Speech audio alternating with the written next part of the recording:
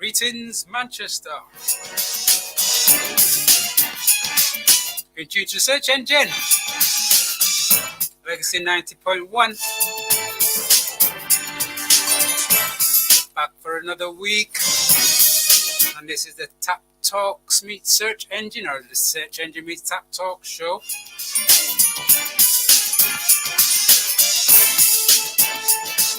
Get involved, get involved. Okay, we're going to move on swiftly this evening. Long time I haven't spoken with these guys. So, what's on the show this evening? So we're going to be talking to T.A.P Talks. You know the crew. Talking Angeli.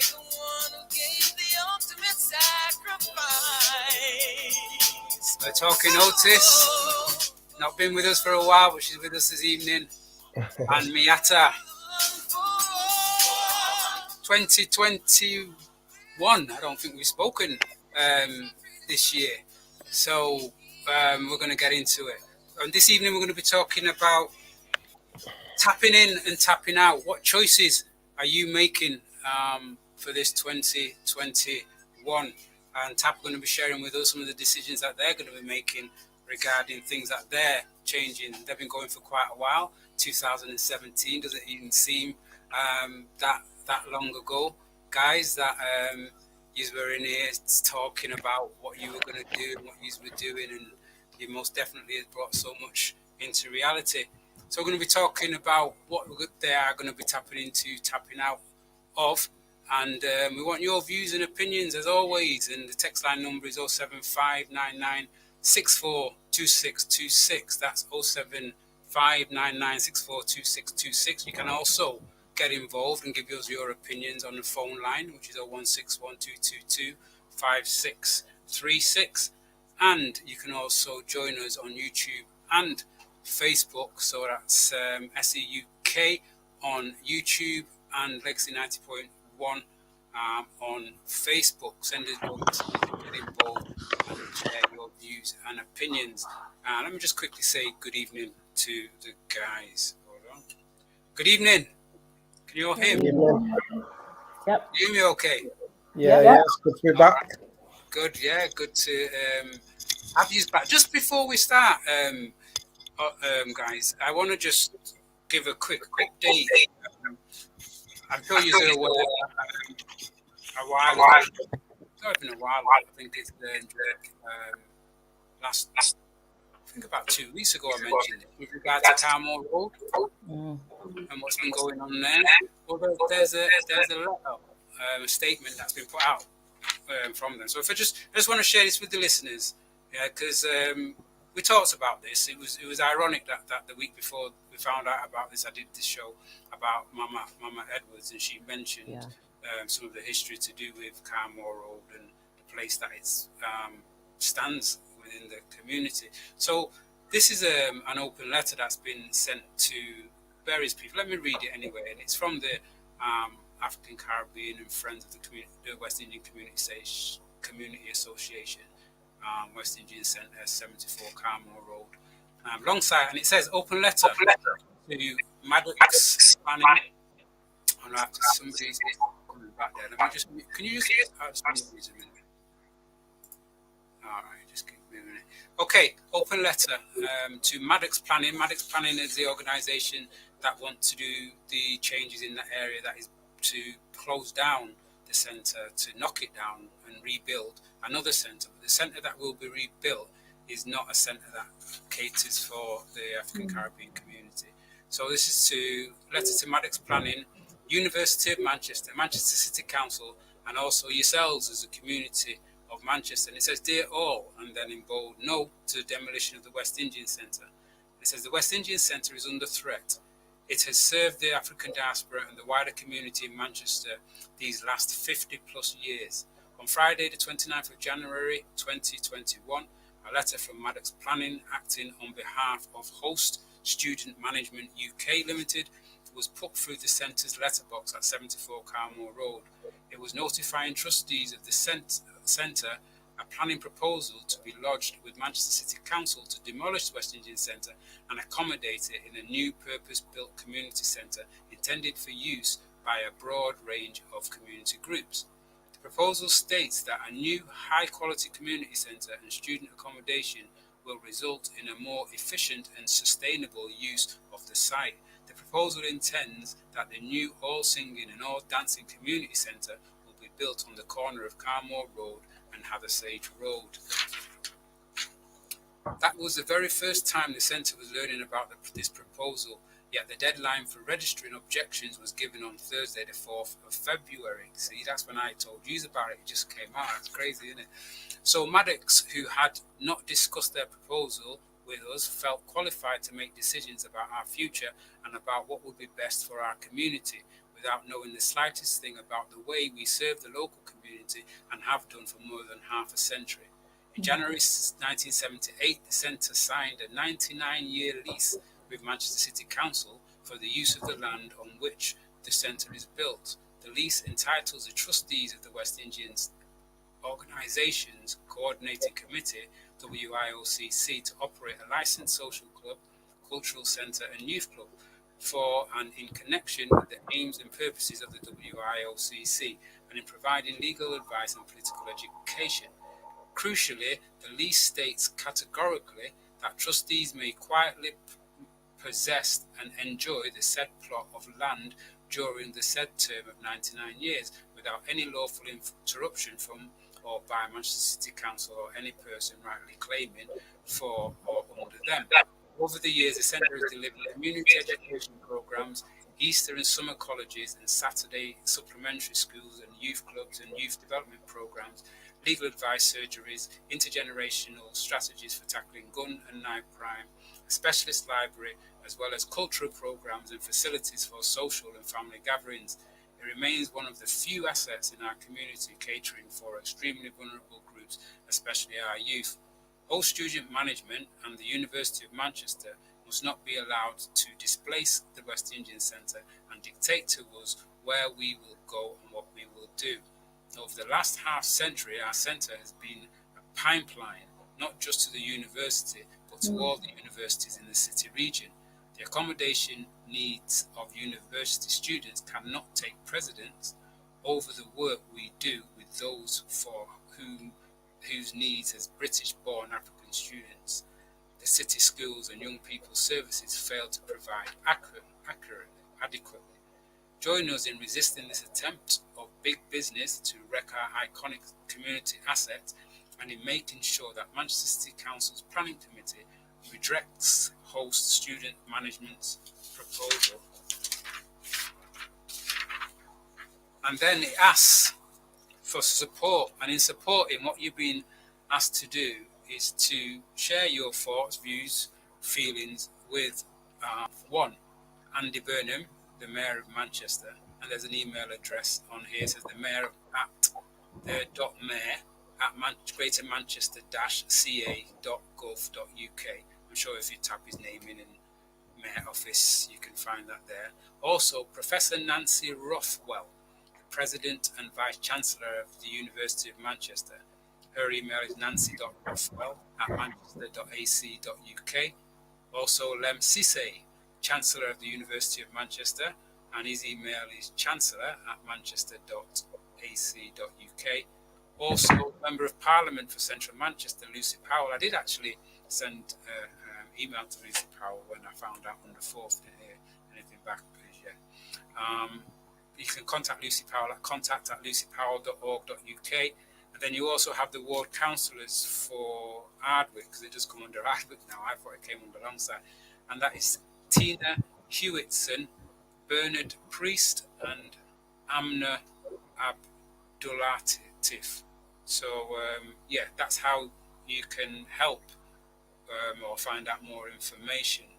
And there is also email address for the WICC for Susan Smith or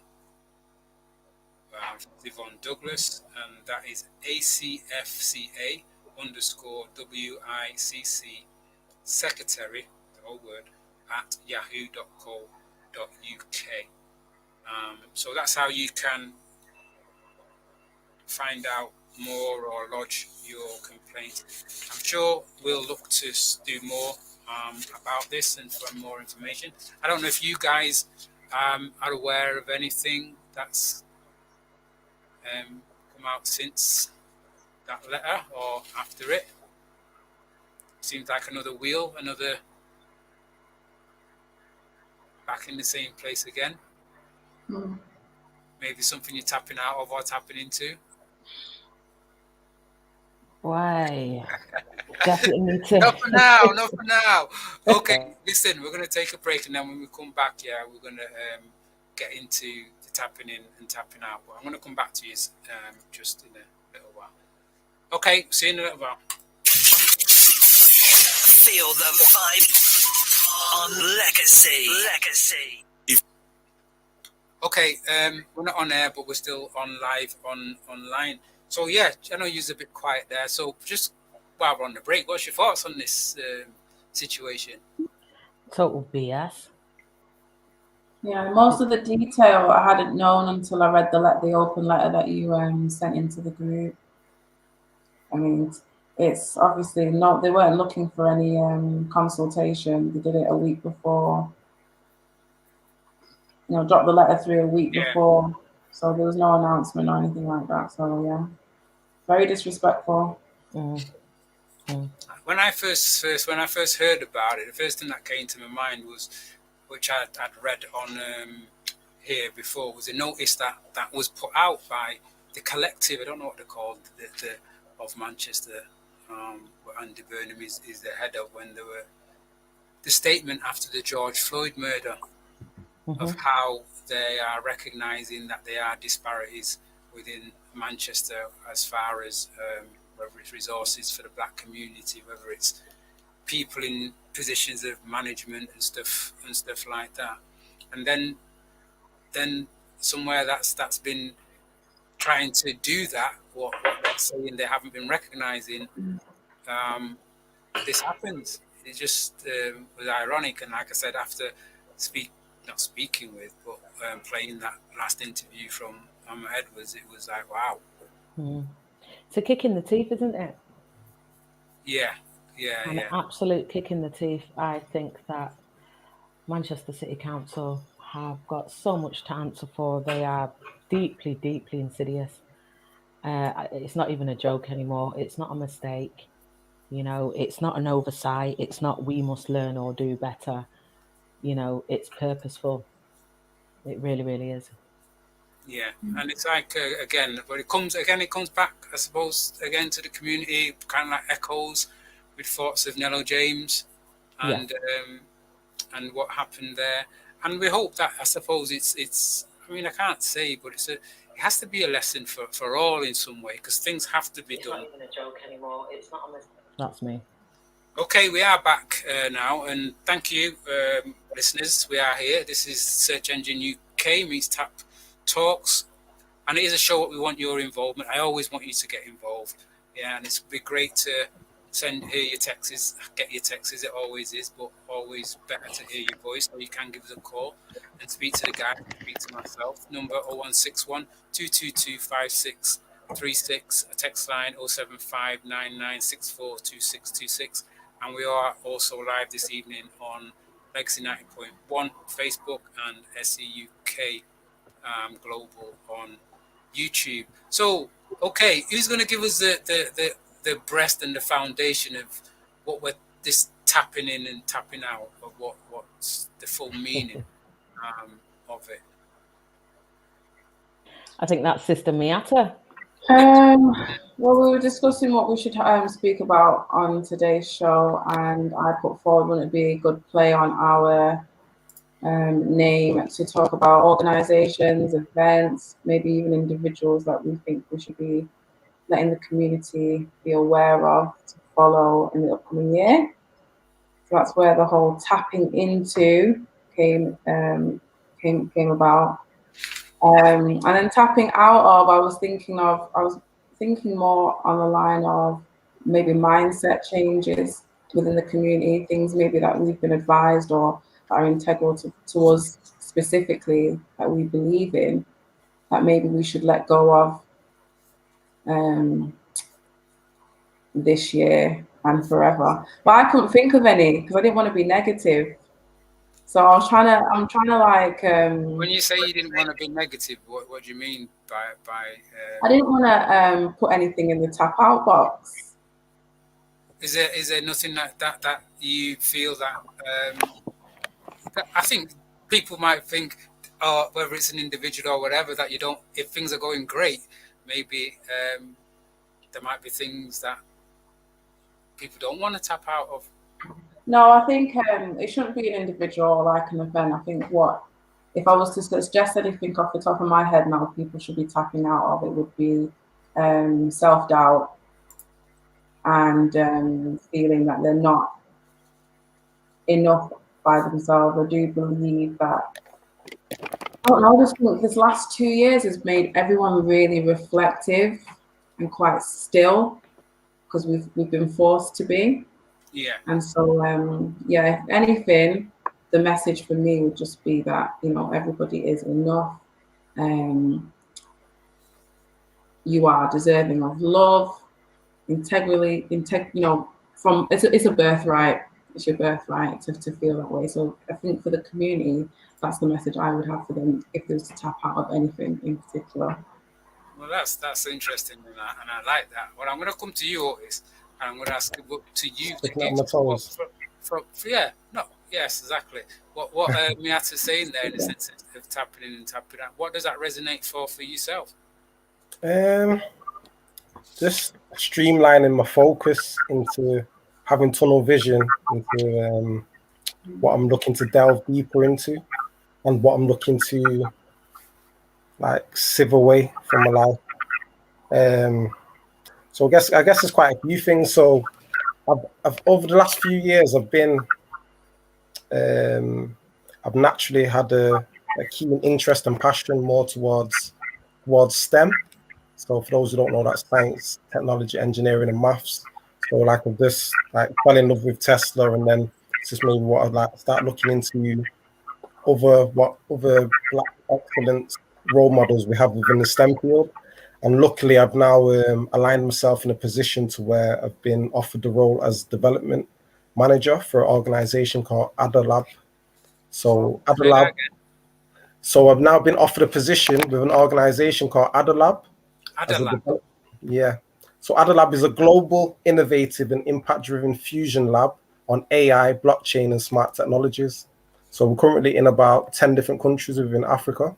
So we've just opened up the UK branch, which is what I'm a part of. So the website for those who want to check out more is adalab.co.uk.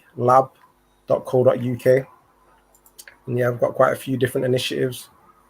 That sounds very interesting and futuristic. Yeah, so we're aiming to create 1,000 AI engineers of African heritage globally. We've got our own animation company. So we're aiming to win a Grammy by 2023 and create a big film utilizing 500 African animators globally. So there's quite a few big plans. We've got some big links. We've got someone on board who was part of Lord of the Rings and Apocalypse film. And quite a few big contacts within the industry. That sounds amazing. So and like, yeah, growth for the future, definitely something that I suppose you wouldn't want to hesitate to tap into that. Yeah, and it sounds enormous as well. So in doing that, with, I know you do a lot or already. What then for you? Is there consequences to you moving that way? Is there things that you need to tap out of? Probably just more a mindset shift. So we can't afford to get left behind in this fourth industrial revolution with what's taking place on a global scale. And it's important that we more raise awareness as a community to things that's happening within the fields of STEM. There's a lot of shift and changes taking place around us. And if we're not aware of it, we're going to get left behind once again. Just again, just break down STEM for us, what that stands for. STEM stands for science, technology, engineering, and maths. Okay. There's an alteration to it as well, which is STEAM. So the A is art. So some people utilize STEAM, some say STEM. So when you're saying then about tapping out of the mindset, what mindset you saying? What's that? Well, I naturally think this way inclined anyway, but I would say tapping out of building other people's empires and focusing on ownership, building your own people's empires up. Okay. So where are you talking from then? Are you talking from an individual? From an African-centered perspective. Right.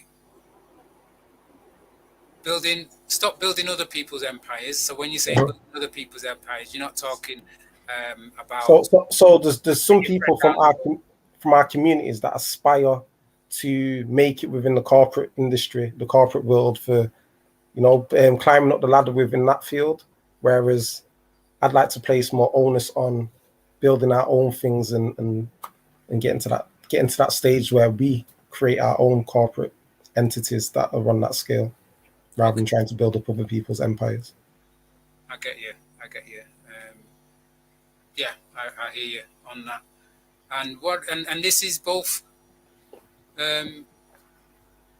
personal and community and global for you. This is both personal and what, sorry?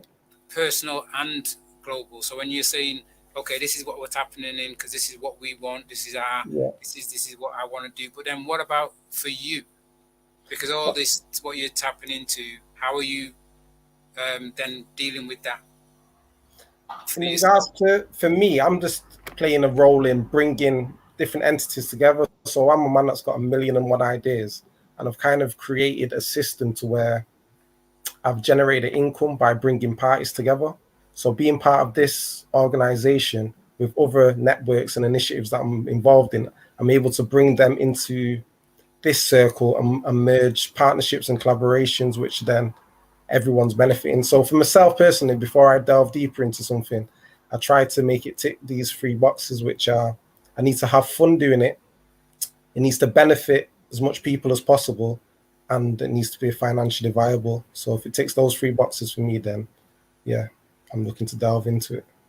But I've got to be passionate about something as well. Otherwise, I'll just fall off. So yeah. That makes sense. Okay, Angeli, let me just bring you in here, and can you share with us what you where you tapping? How can I follow that? I think my kind of focus is probably a bit more local, insofar as what we can be doing tonight, tomorrow, next week, what we can be doing on our doorsteps, how we can be empowering, encouraging each other in our communities.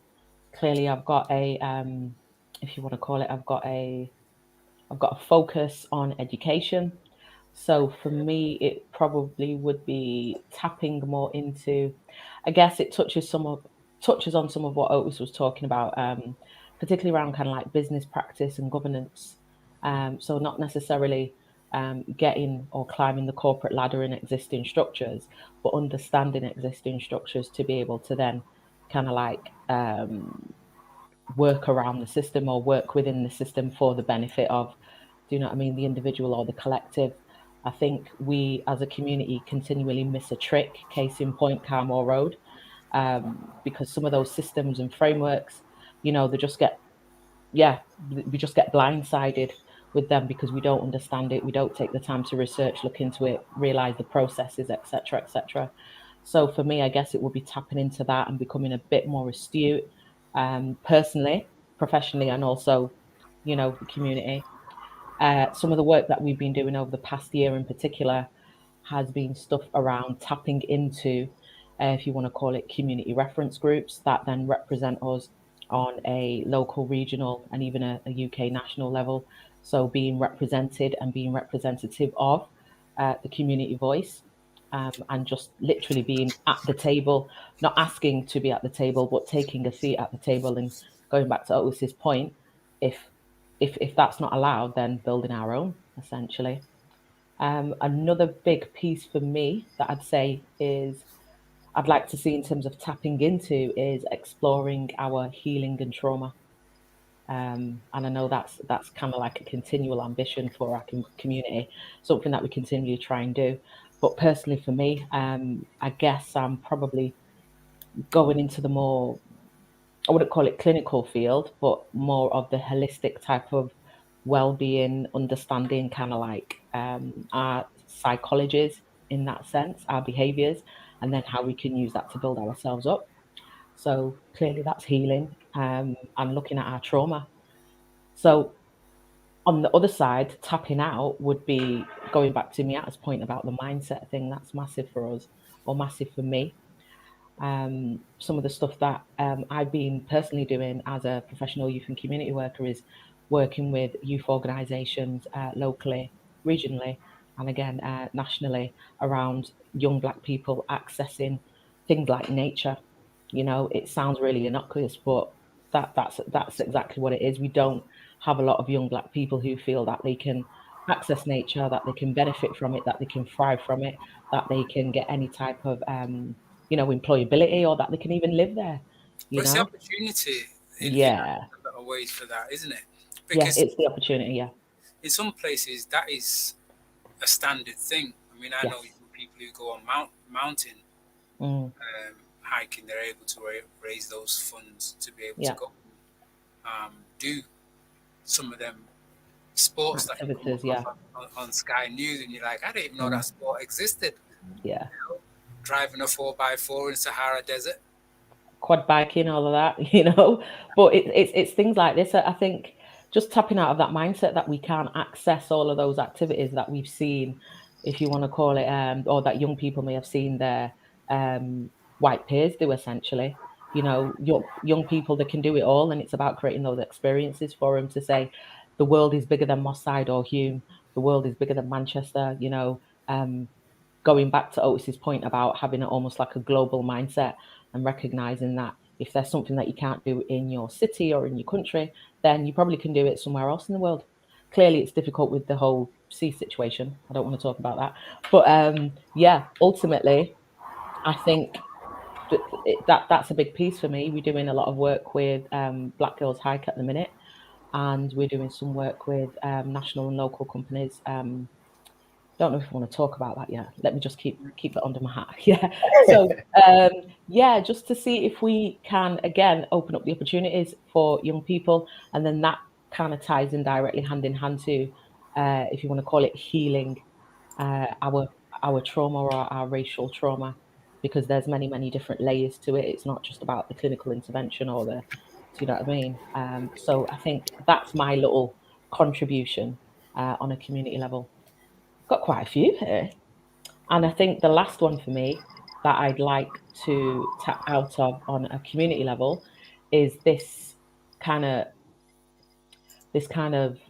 again, it's going to be mindset and this consciousness that we can't work together as a community, or that we can't come together and talk as a community. Because in the last year, again, we've seen so many different movements, so many different activities where members are just coming together and talking and linking up. It's been amazing to see. Clearly there's been challenges, but what I think it's shown is the strength of our community and the strength of the skills, and the mindsets, and yeah, just the power, individual and collective power of our communities. That's, yeah, I cannot. I think that everything you said there is brilliant, and I think when you're talking about the mindset, obviously, so much starts from there, isn't it? And when you're talking about the trauma, it's about even realizing how that mindset got there in the first place. And being able to be given time to try and the space, the environment. Yes, definitely the environment. That's a big word. So outside of the TAP project, I do pretty much environmental social action youth work, and I've been doing it for the last 10 years, and it's opened up my mind, and it's grown my mindset in terms of what young people can access and what they should access, So yeah, the environment is really, really key, and it could be the natural environment, it could be the community environment, school environment, home, it could be the virtual environment. But again, it's about that growth. It's about, so that's what I'd like to see, definitely. But what you're doing then, Angeli, because obviously you're very clear about what it is you want to be doing, what you want to tap into, and obviously I know you work very closely with Otis, so to because I still see, as much as Otis is saying what he's saying in his growth with regard to Africa and stuff, and you're saying in a way yours is not the same, you can see where the connection still. Oh yeah, there's definitely connections and parallels, and I think that's the great thing about the work that T.A.P do, that we all have our own personal, if you want to call it, ambitions, but those ambitions, when you put it together, create the whole, which is the African Pop Project. And we definitely seek to parallel our thinking with each other and make sure that it complements each other, if that makes sense. And it's proved really positive. It seems that everything that we wanted to get involved in, or that we have been involved in, it's just been really organic, really harmonious. And for me, it just kind of speaks to the point that what we've created was completely necessary. Really, really was. And going back to Otis's point about enjoying it and being passionate, actually, I don't know about today. Today's been a long day, but but yeah, we are passionate about what we do. So yes. Let me put this to you then. And it might even, I mean, Otis, you can tell me if I'm wrong here, because when you say you want to do for art, and you want to do for our people, and you want to do over there, you're sick of doing it for other people, for building other people's thing, and you're saying we need to be at the table to teach, learn, build awareness. How are you in what you're doing in youth work and being at some of these tables, finding an acknowledgement that something different and sustainable needs to be put in place, ring-fenced, in the sense of...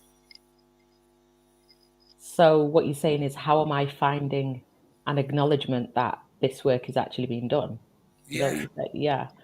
That not even just that the work is being done, that there's an acknowledgement that there's an importance that it needs to be, because it has to be done in a partnership way. It can't just be from a youth work perspective. Just like when we talked about tackling issues of crime or whatever, you want to link with social workers, schools, multi-agency. Yeah, a multi-agency approach, a holistic approach. I completely agree. I guess for me, what's the African proverb that says, I want to be able to plant a seed and not sit in its shade, if that makes sense.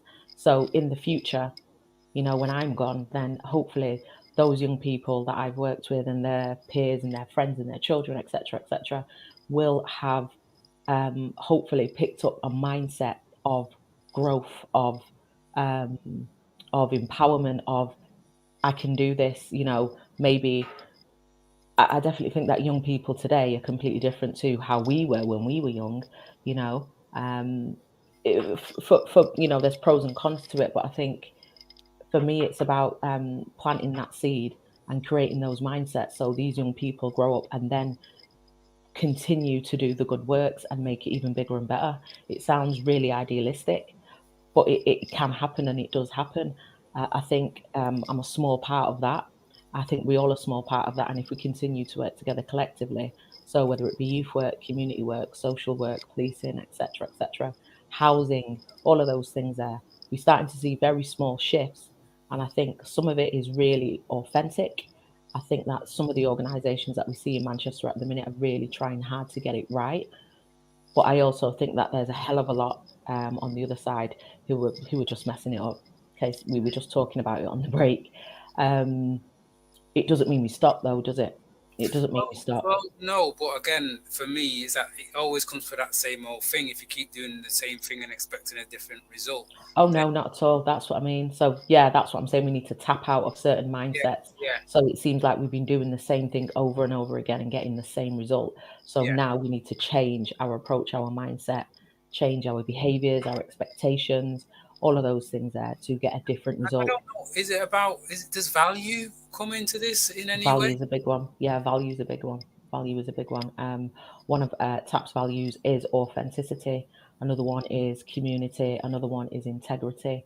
So I guess what we are trying to do as an organisation is to make sure that everything that we do, everything we get involved in, mirror our values, as well as trying to kind of deposit that type of value system, particularly into the young people that we work with. If that makes sense, and also the community.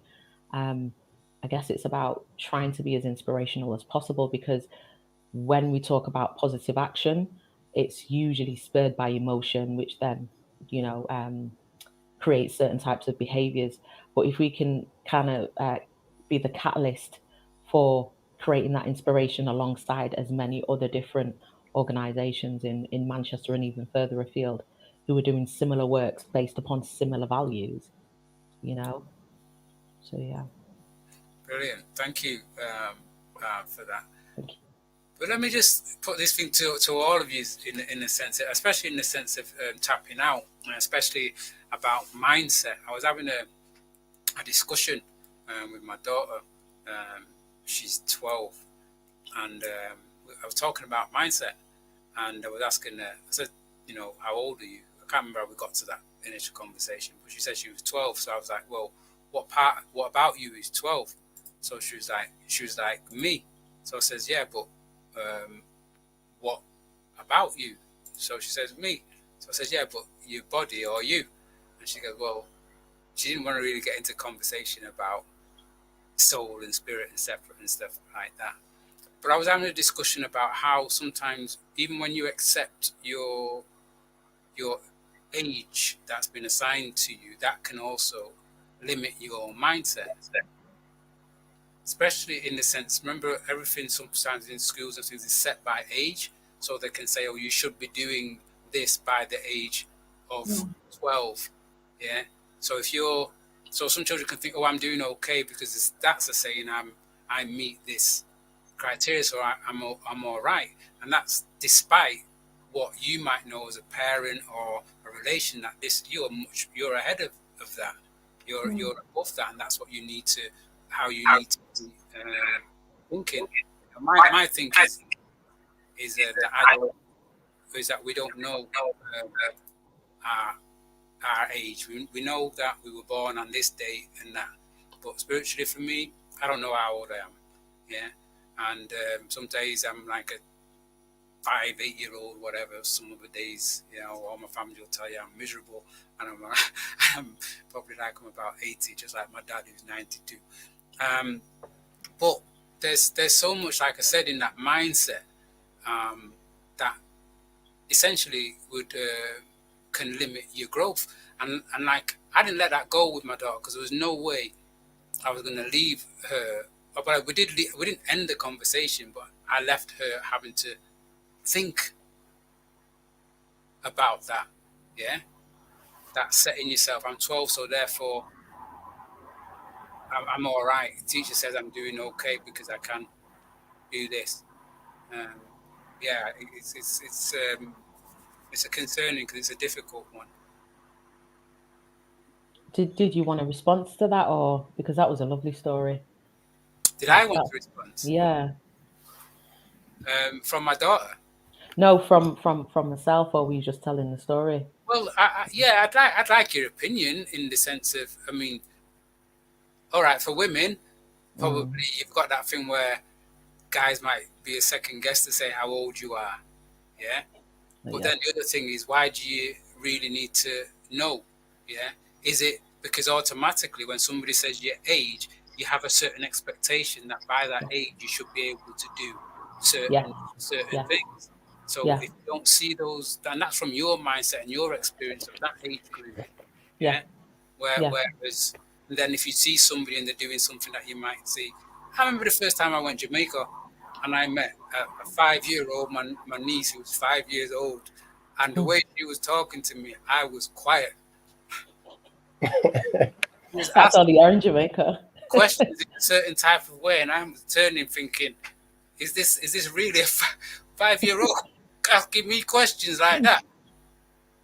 And the same thing. I've been to India, you know, and I spoke to children over there at like 6, and the 6-7-year-old and the 6-7-year-old are looking after the 3-year-old, yeah, or the 7-year-old is the breadwinner of the family.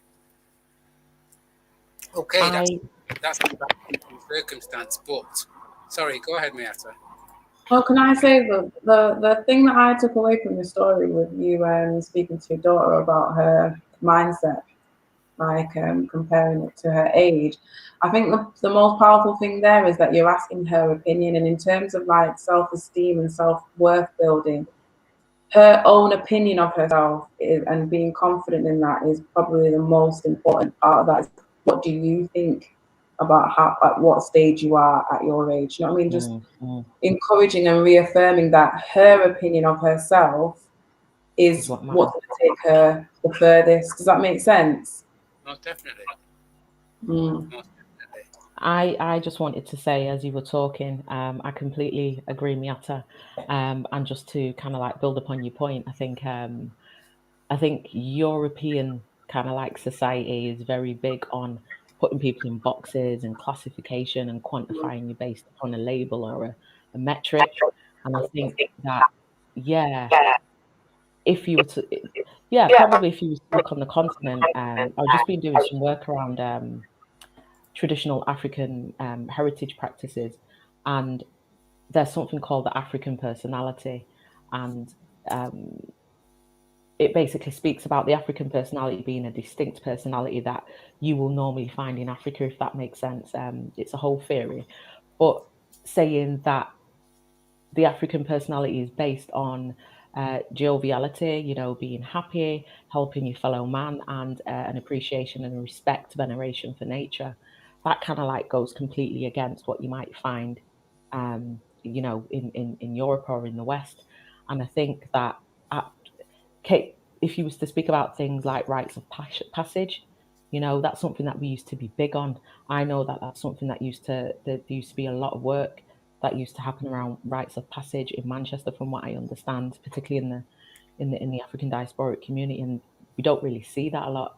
And I guess what I'm trying to get at is, when it comes to age, that you are not classified or expected to act a certain way deemed upon your age. It's about your behavior, it's about your mindset, it's about how you carry yourself, it's about your personality. And I guess that's the stark difference that I'm trying to get at. So I do completely agree with what Meatta was saying, because it really, really builds self-esteem and reflection. And I guess that's something that I'd like to see us tap into. Okay, we'll continue that in the break. We'll be right back. Feel the vibe on Legacy. Greetings. Meatta, is this your debut? Is this your what? Is this her debut? A T.A.P Talks debut? Hold on. You muted you there before. Sorry, go ahead, Meatta. No, I have been on before. I think once before in the studio. Yeah, it's taken away from it a bit, not being able to be in the studio. Them days are going to come back. Fun. Yes, definitely.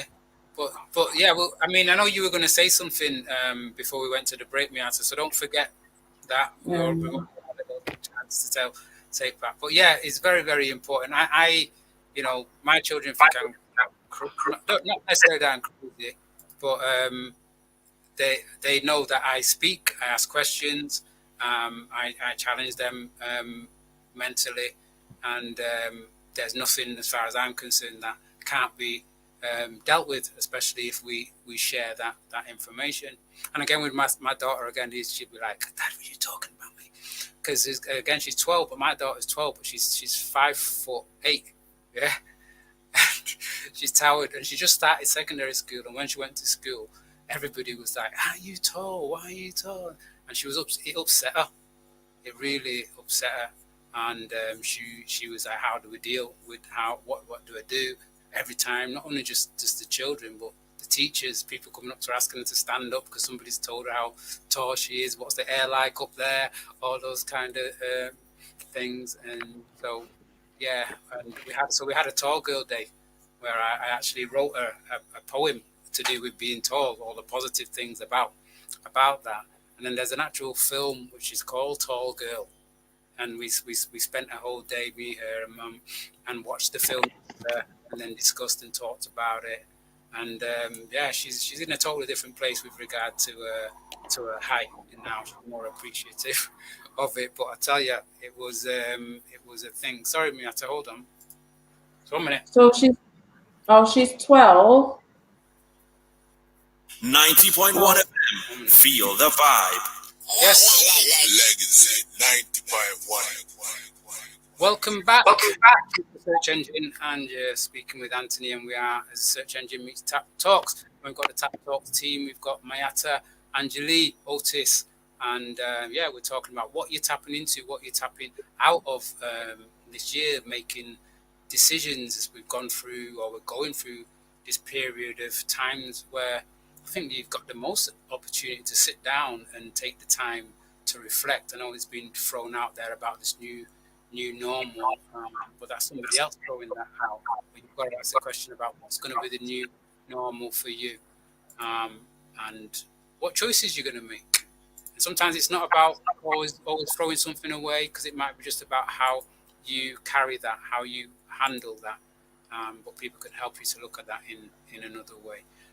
Sorry, Meatta, you was asking me something. Well, just before we went to the break, we was talking about self-esteem building, self-confidence with the conversation he's having with your daughter, and then Angel was talking a bit more about it. And I was just about to say that it starts from very, very early. So when I speak, because I'm obviously involved in education, when I speak to parents who've got, well, early years education to be specific, when I speak to parents about reaffirming that in their really young children, so under the age of 11, from about 3 to 11, I always say, like, when they always want they want praise for things that they've done, maybe some artwork, whatever. And I always try and remind parents to say, well, what do you think about what you've done? Because they're like, mommy, look at this, look at this. And I think from a very young age, if you can just instill in them that, yes, I like it, but what do you think? Because that's really what's important. That's the foundation and grounding for being able to make decisions for the rest of your life. And I think people can get to a certain point where, you know, life and stresses of the environment that we live in chip away at your confidence for being able to make decisions in your life going forward. And so that's just something I wanted to add. But because we're on the whole mindset conversation at the minute, I want to mention one of the organisations that I think the community should tap into, which is Patty Gift. It's a mental health service. Otis and Angel will remember the whole of T.A.P took part in emotional emancipation circles about 4 years ago. It was a 12-week free course where this organisation, which is a mental health therapy organisation, led the circles, and it's based on therapy, but from an African-centered perspective. So they use African proverbs, sayings, and we spoke about race, media, the agenda. We danced at the end. We meditated at the beginning.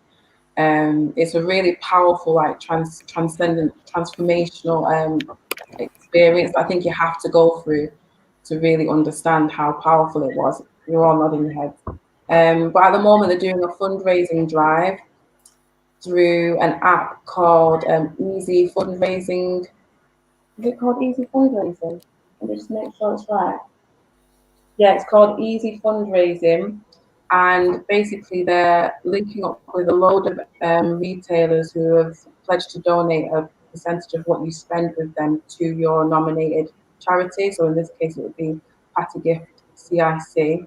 I mean, it's a game changer of an organisation, because if we're talking about mental mindset changes, then the fact that they have these services that are completely free for the community, using perspectives that are relatable to us, specifically designed for us, bringing groups of people together to have a mental health counseling experience together. I think it's really powerful because these are the things. This is the foundation of what affects our perspective over business, collaboration, family, trauma, living in this environment. You know, all of these things are all to do with our psychology and our mental health. So if people want to help, because we're all indoors now, aren't we? We're all spending online anyway. And the retailers that have pledged to donate money to your nominated organization are like mainstream ones like Amazon, eBay, Just Eat, Argos, New Look. They're all on there. So it's really quick. You go into Apple, any kind of Play Store, download the app, sign up to make an account. The app again, easy fundraising. Okay. And how do they link to Party Gift? So it's easy fundraising. You download the app, you set up an account, takes like 2 minutes. And then once the app's on your phone, when you go to spend with one of these retailers, you go through the app. And when you set up your account, you choose your nominated organization by just putting it into the search bar. Can you post this on the top page? Yeah, I will. I posted it on the top page about 2 weeks ago when I signed up, but I will repost it definitely. And you'll be able. So when you're just spending as you would normally, a percentage of that spend will go directly to your nominated charity, which I think is really good and really easy, isn't it? Yeah, no, I think that's very good. And is Party Gift, are they linked to You Belly? Why do I believe so. I don't think so. Sorry, ignore me. No, but it is a great organisation. Around in this head. I had a text in about the phone. I'll check it in a little while. I'm sure it should be working all right, but I will check it to see. I have to give it a try. And then we'll see. Yeah. I wanted to add to the work that you're doing as well, Anthony. Like your approach to teaching your daughter. So I came across, I'm not sure if it was a podcast or an article, something I read anyway, but it was a study done on like all the top billionaires or, you know, the most successful people. And the only two things that they found in common with everyone was authenticity and self-awareness. So if you're taking that approach with your daughter, then you're just ingraining those skills in her to enhance her self-awareness, which can only better her in the future. And with me like delving deeper into trying to implement the things that I'm more self-aware of, like I'm trying to word this without it sounding wrong, but I'm trying to tap into more of like the Angeli side. So me and Angel are often on different spectrums of things, and we kind of meet in the middle.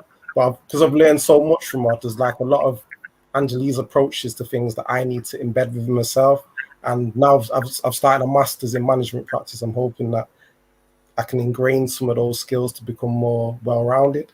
So, and I think that it works well for us as a team, but I can't always be dependent on Angeli to bring that side of things to the table. So, yeah, I'm just trying to ingrain that balance within myself. Thank you so much, bro. I would say the exact same thing.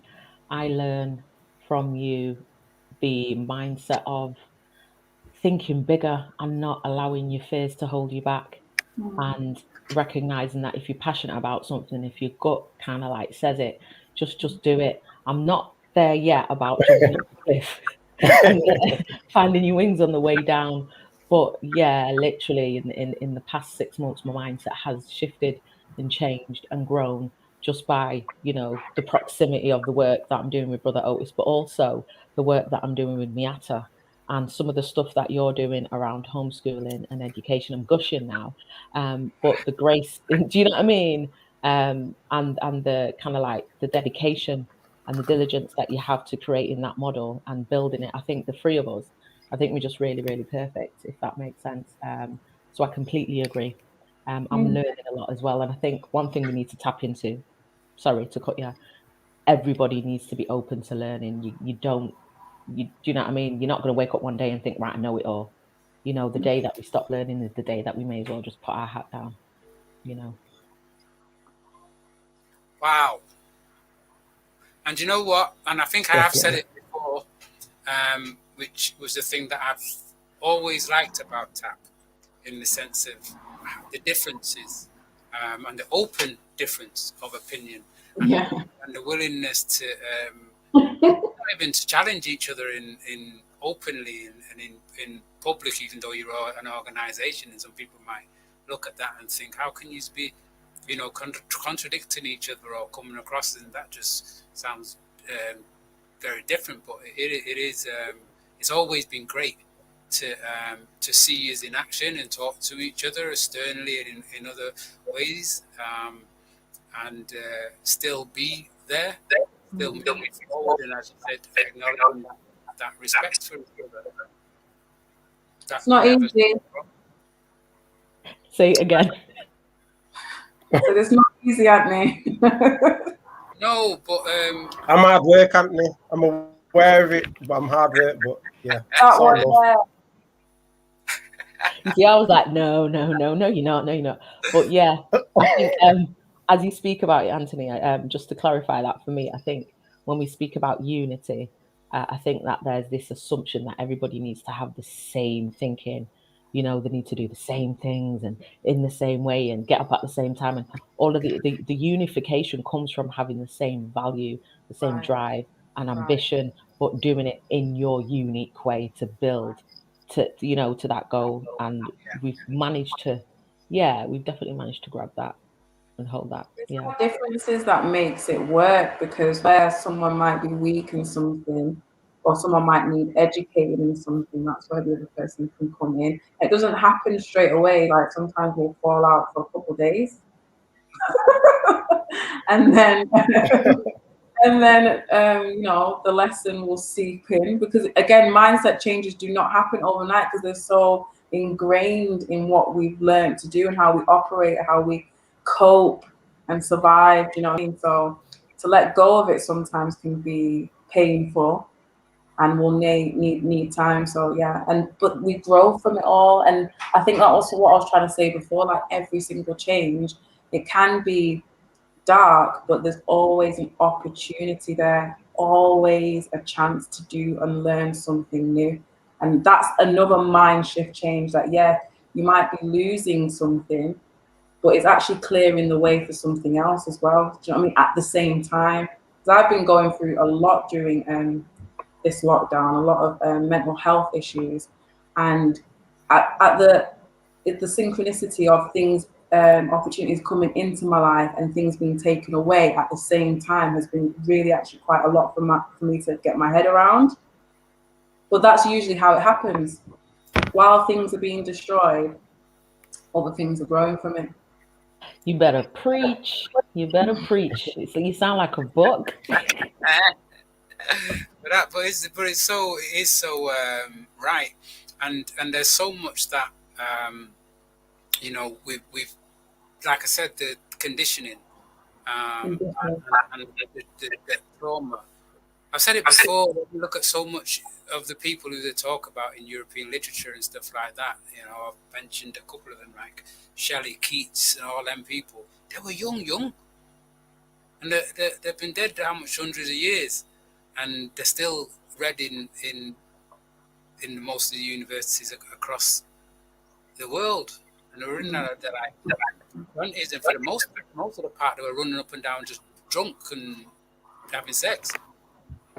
Well, what is age though? That's what's this? It's not the age, yeah. It's opportunity. What do you say? Yeah, what's going on here? No, not that. Sorry, not. I want to jump on you. I was gonna say I was gonna touch on I don't know if you've watched it yet, but it just reminded me again Judas and the Black Messiah, and just how Fred Hampton was at that young age, just the power that he admitted. It was just a powerful reminder, innit? But then it reminded me to when I was speaking with someone, and I think it was Peru they went to, and he was staying with some of the tribes in the Amazon rainforest. And when he was speaking to the families and asking them the age of the children, there's no concept of age. It's like that's the middle one, that's the eldest, that's the youngest. Like they didn't know the ages. There's no concept of time. It was just a complete like. For us in the Western world, it just wouldn't make sense in it. So it just shows how mindsets are just completely different on different sides of the world. Yeah, absolutely. How old you are, what does it matter? You know, exactly. And it's really, you're only as old as you feel. If you're living a complete different lifestyle to someone, you're exercising, eating healthy, you're going to age different to the person who's eating bad, not getting enough sleep, not looking after themselves. So what is age? Yeah, well, age to me is again, it's I mean, I say that I know a lot of things about. I am a specialist in some areas, but age is more for other people rather than for yourself in some ways. I think this is why a metric we used to measure in the Western world. Yeah, and also, you know, before there was time, there was the cosmos, there was the universe, there was the stars, and there's reasons why some people look to the stars, and why we have those things. I mean, I'm not tarot reader or whatever, but there's many people who will look to judge a person by when they were born. They will say you have certain characteristics because you are, I don't know, maybe you're so, I don't know what you are, Otis, in the sense of what you're saying, but does your star say that you are supposed to be difficult to work with? Are you what are you, a bull? Yeah,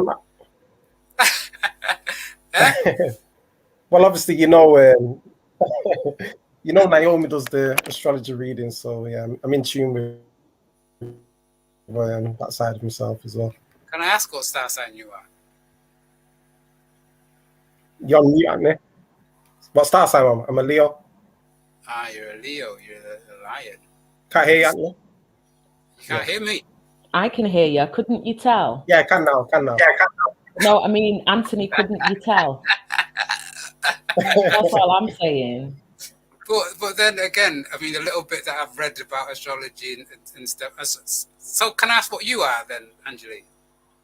I am a twin. I am a Gemini, and I also have a twin sister. Oh, wow. That's fantastic.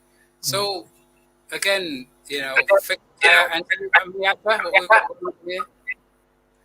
I'm a Pisces. So water sign, very amiable, amicable, friendly. That's me, though, definitely. So you've got water, fire, and air. Wait, why are you yes. That's water, fire, and air. That's a great combo. It certainly is. It certainly is. Well done. Lions in the wild, they sleep for most of the day, but it would be good if Otis could sleep for a little bit longer in the day, wouldn't it, Otis? Can't hear me. Can you not hear me? Have you gone up? He's had a little break. When my phone was broke, he's had a little break. Yeah. Oh my gosh. Again. Yeah, I was saying when my phone was broke for those couple of days, he's had a little breather. We did. No, that's what I'm saying. It was peaceful. It was nice.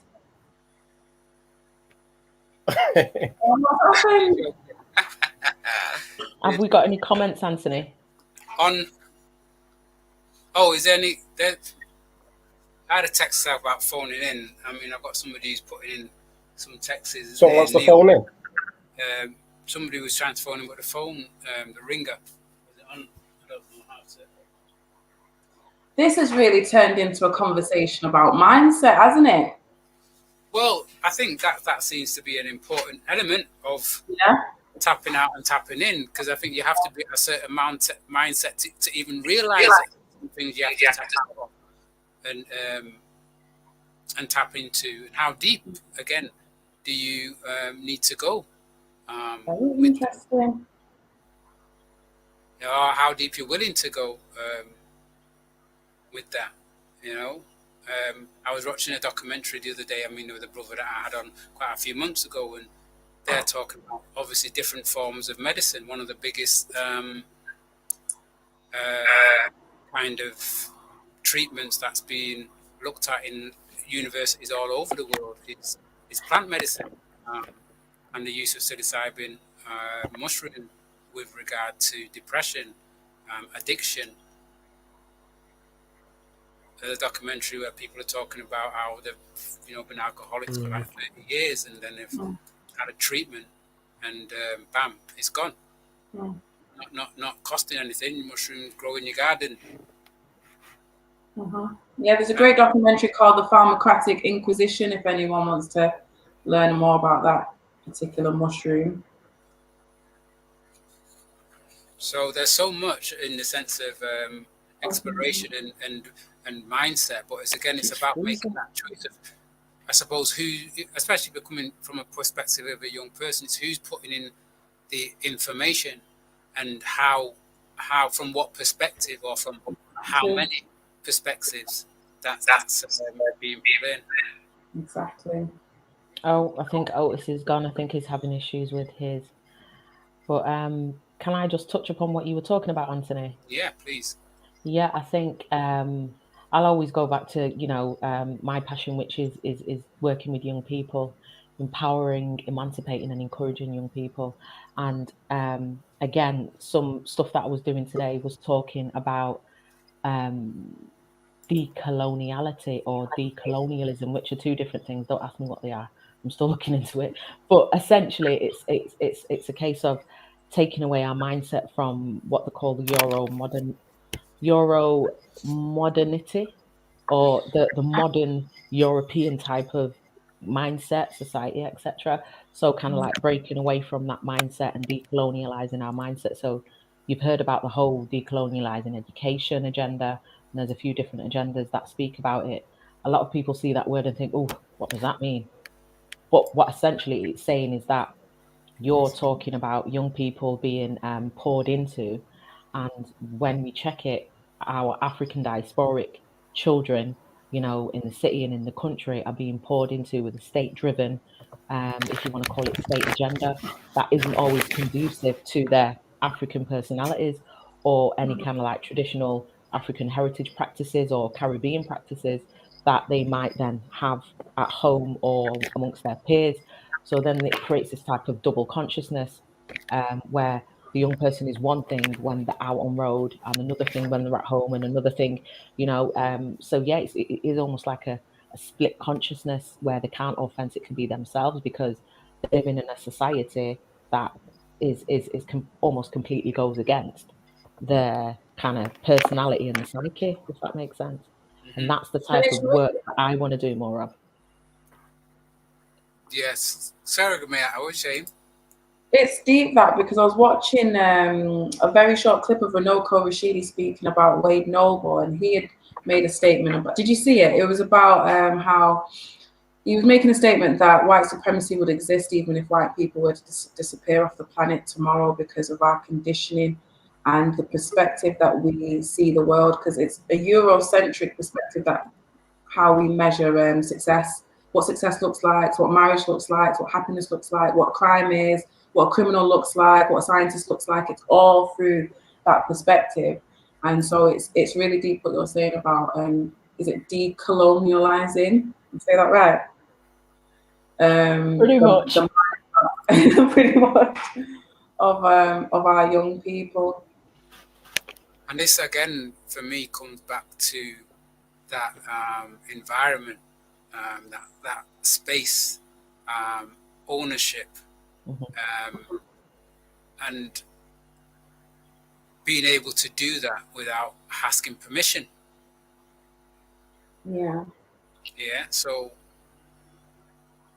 I'm not saying schools and stuff need to be segregated, but there needs to be an acknowledgement that, and I think in a way the acknowledgement sometimes has to come from ourselves, that history has taken a lot away from African people across the diaspora. Yeah. When you look at it and know and you know our history, then you see in a way, I don't know, the kind of difficulty. You know, I don't know if you're going to have certain generations to truly pass away, yeah? Mm-hmm. Because so much of these establishments that produce these world leaders are still set in the same way that the colonialists were met. Colonialist ways are still being taught in these universities. People are still getting marked on things that were put in place by these colonialists, and that's their thing. So is it right it is right in a way to ask them to change it, but usually people change things when they are forced to do that, not necessarily from a violent standpoint. It can be from a progressive standpoint. So if you look at, for an example, China, say 70 years ago, nobody was concerned or really worried about what was going on there. 70, 50, 60 years later, they are a world power now. Everybody's critical of China, but in the same way, they are following China because of the power that China is exuding around the world. Even though they're being critical of them, they are putting exactly the same things in place.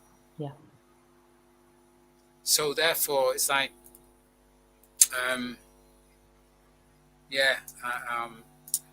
have to agree with everything that's being said with Otis, that there needs to be that tapping out. You need, you know, you need all the pieces on the board when you're playing chess.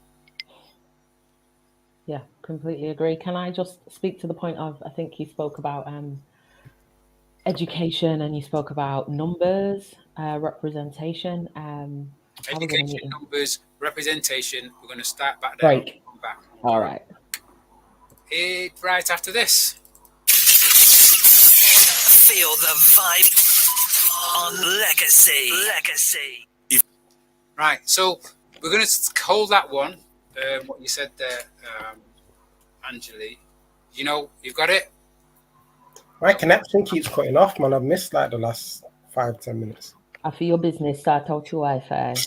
Yeah, you're burning too hot. Is your fire? Are you at your? Listen, I got pure fire in my family. Pure fire. You know, Leos galore up and down the place. So you're fixed fire as a Leo. Which do you look into your astrology? Yeah. As I was saying, Naomi does the astrology readings, isn't it? Yeah, she did mine. She was amazing. Boy, I actually might go back to it on the weekend and listen to it again because it was so good. So, yeah. It's just an interesting topic because I mean I don't know the exact time that I was born, so I couldn't get a perfect astral chart. You know, but you could get something, yeah. Stars are and stuff. But yeah, it is interesting, and in reading, because I was reading something the other day, there's so much that I could see definitely when I was younger, yeah, because I'm a fire sign as well, and I could see so much, yeah. But it made me see that you can have probably a prototype of what they say to an extent of a sign, but then.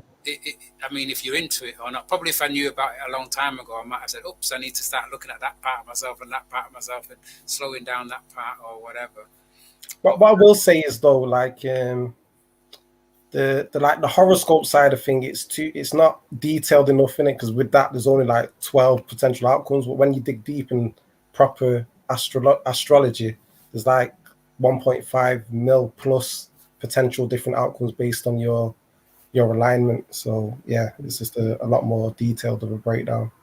So even like I'm a Leo, if my other planets and other signs was in other areas, then I'd represent different characteristics in it as well. Okay, do you know what? This is the show that hold on. Coming back. Legacy 95.1. All right, peace. Welcome back. You're on tune to the Search Engine, and this is T.A.P Talks meets Search Engine with Anthony, Meatta, Angeli, and Otis. And yeah, we started the show and we're talking about tapping in and tapping out. What you're gonna tap into in 2021 or tap out of, and I think we're coming to central point of saying that, you know, there's a lot that starts with self and how you think about yourself personally, and change starts from there, and resonates outwards. But we also touched on, we've got into star signs, but why not? Discussion should be free, and if you're thinking about the stars, you can't really limit your mind, can you? So sorry, Otis, you was. Sorry, no. Yeah, I'm not the expert in this area, so you might be best getting Naomi back on your show to do one based on astrology. Yeah, She can break it down. Good. Does she do cards and that? She don't do the cards. It's more she'll look up the time when you was born, see what the planetary alignment was, and then break it down for you how it's impacting you. So she could do a live reading of yourself, Anthony. Obviously, she can hold back the personal stuff. Don't know about that. She done one with Alex live on there as well on Facebook. Okay, that's interesting. All right, I just got a text and going, Anthony. I don't think so. We'll see. We'll see. That might be quite interesting, actually.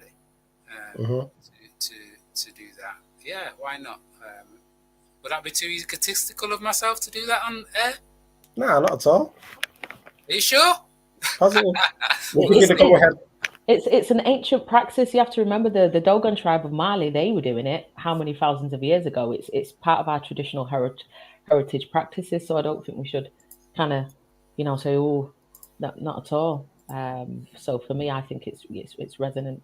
I think you should do it live. Yeah. No, I definitely, yeah. I actually, I mean, you know me, I go there, I want to try different things, and I think the more things that give us different ways of looking at different things, you know, why not? Bag of tools, isn't it? Same way you're saying how you work with young people is very much the same approach. I've given them the tools that's going to help them on through their life. Got a text here. It says, "Great show, guys. How is TAP taking this life-changing discussion into the community for young people and families in general? I would be very interested for my children who are young adults," and that's from somebody called Naomi. Okay, do you want me to answer that, Angel? You can start. Yeah, right. You can start, please. So, firstly, so I'm part of a project with BPC, Big People Community, Akeem Mundell, Keem Way from Kaiso, and Big People Community is Robert Kroll and Tunde, and we're currently running a business enterprise program for young people. So it's an 8-week program. On Mondays, each session is an hour and a half, and it's just taking them through a step-by-step guide into how to set up and create their own business enterprise. At the end of it, one of the participants can win £500 towards their business idea. And this is just a pilot, which we're hoping to develop into growing something bigger, which we can then branch out to even more of a wider community. So that's one of the things. Another thing is, during the summer, when we had the murders in the community, as a response to that, myself and Angeli developed the Black Youth Work Network group, and we have about 25 to 30 different Black youth workers in the group. And as a response to the murder that happened, we took it upon ourselves to take a group of the young people who was impacted by the murder, who was either like at the party or was connected to Cherry, who was murdered. And we took them away to do some activities like quad biking and other stuff. And it was funded by someone who's part of the group in one of his previous positions. And as a response to that, we've been in conversations with a clothing company called Patagonia. Don't want to make official announcements yet, but we have had a verbal agreement that they are going to fund us in regards to taking groups of young people away for each of the half terms, so we can do different activities such as like mountain biking, rock climbing.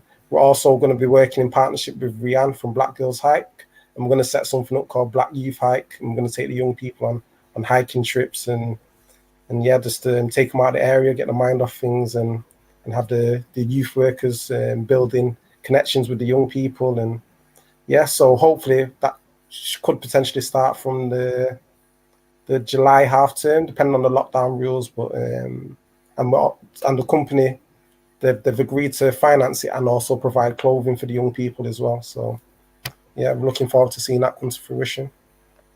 That sounds really, really positive. Did you want to add something to that, Angeli? I think he said a lot of it, and he said it really well. Thank you.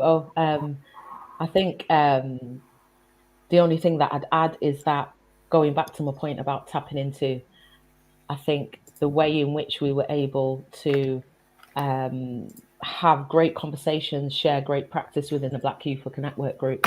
Actually 39 members in there now, last count, 39 to 40, I think. And it's growing every single day. And because we were able to come together as a group collectively and decide, you know what, we want to do something about this. And we all, you know, the young people know youth workers or know youth organisations. We came together to put on the trip.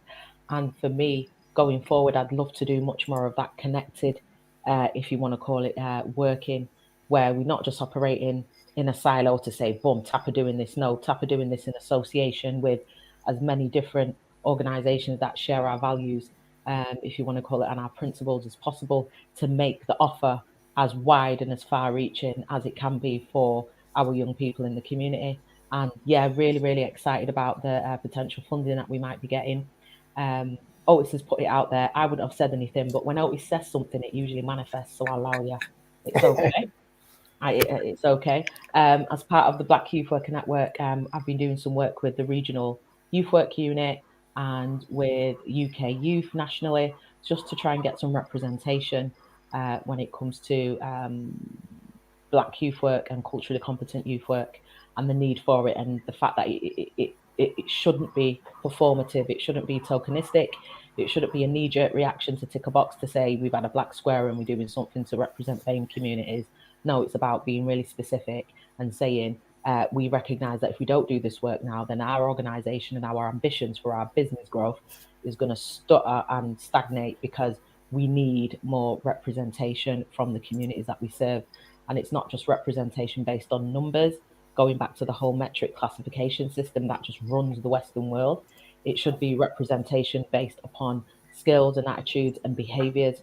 So what I was about to say before the break went is, I was in a meeting today and they were saying how many African people are in the UK, how many Caribbean people are in the UK, how many non-white people are in the UK. Let's get that number and flip it and then do you know what I'm saying? A representation of our workforce to mirror that, and then we will have equality. That to me makes no sense. You know, it has to be truly representative of the communities that we serve, based upon the skills and the strengths and the values that are within that community. But that can only also happen if said communities start to recognize their own power, start to shift their mindset, and start working together to recognize that if we don't do it in a unified fashion, then it's not going to happen. And do you think, again, this is sometimes the thing with the funding, because it's on that all the levels, isn't it? So it's the community-led people who are looking for that funding. It's who are these actual funders. So what's their knowledge of the communities that are applying for these funding in the first place? And I think this was something that was being made reference to in that statement that was made with the George Floyd thing. How many people are at certain levels to say exactly what needs to be going where, or who qualifies? Yeah, I completely agree. I think. Sorry, go on. Sorry, and then I'm saying, like, for somebody of my age, yeah, who's like, and there's more. You know, we have Mama Edwards is one. You know, one of the things she says, you know, what would she say? Was she 80? She said I'm 82 or whatever, and I'm still doing this. Yeah.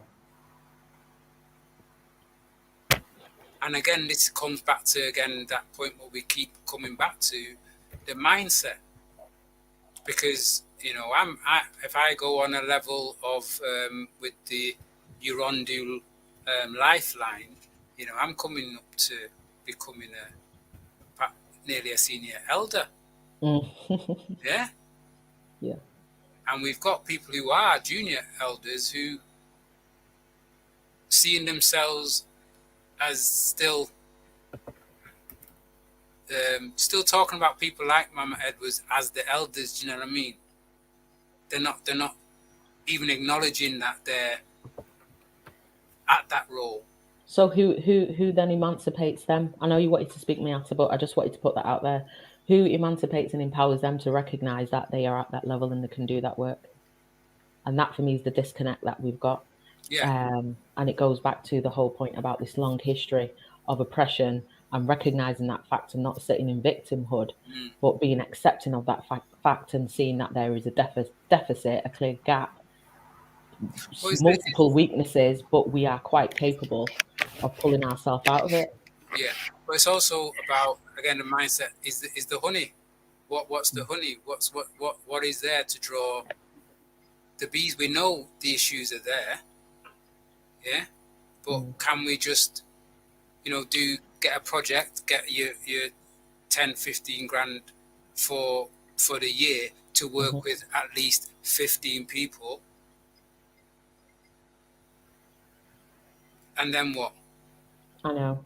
I think just to finish off, because I know Meatta wanted to speak, is I think part of our ambition when we started the African pot, the clue was in the name, is that we would continually try and put money into the pot to fund our own activities for the communities that we serve.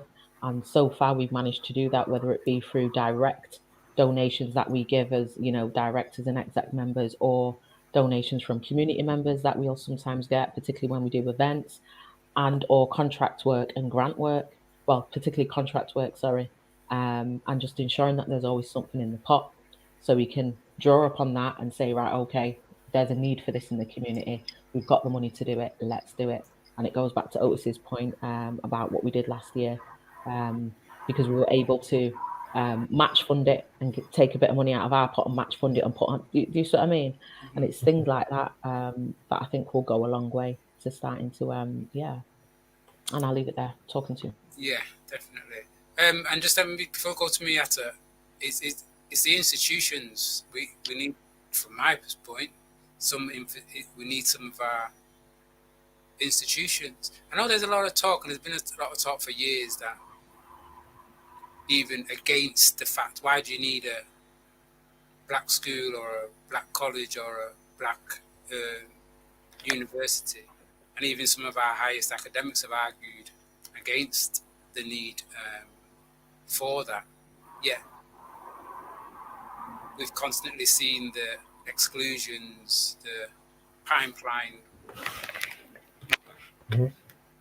Yeah, maybe you can touch on the panel that you was on a couple of weeks ago in regards to that.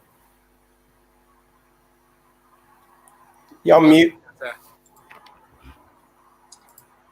Just because you're just saying that for years people have debated on whether there's a need for it, or why should we have schools specifically that cater to the needs of Afro-Caribbean children. But thankfully, I was on a panel was it last week, with the Nation of Islam and some very esteemed colleagues, David Simon being one who wrote Unlocking Child's Genius, which is an amazing book. And we were there talking about creating a curriculum, and one of the points that I made was that I'm glad that we're not actually talking about whether there's a need for it anymore, and we're actually just talking about getting it done. So the end of that conversation was people within African-centered education talking about having a nationwide consultation to find a panel of professionals who will be able to develop a curriculum and distribute it. There would be elected professionals, so we would need an umbrella organisation that would be able to carry out a nationwide consultation like that to find a panel of professionals who'd be able to do something like that. So I think we've definitely moved on now from discussing whether we need it or not, because that's really looking for validation from people who don't have a benefit in us knowing the truth about our history. Definitely. Because, I mean, that's one of the things that I find when say not people outside of our community and non-Afro-Caribbean peoples who look at our history and they see it as us teaching hate.